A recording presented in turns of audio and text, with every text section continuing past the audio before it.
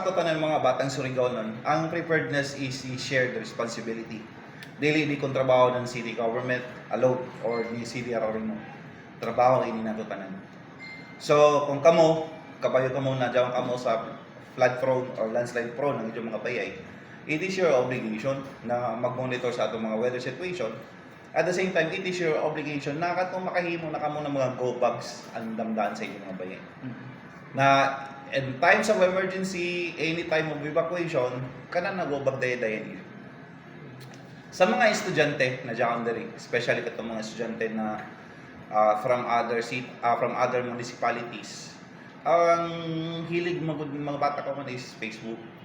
So, kinanglan mukat to sa kita sa mga reliable na mga FB pages.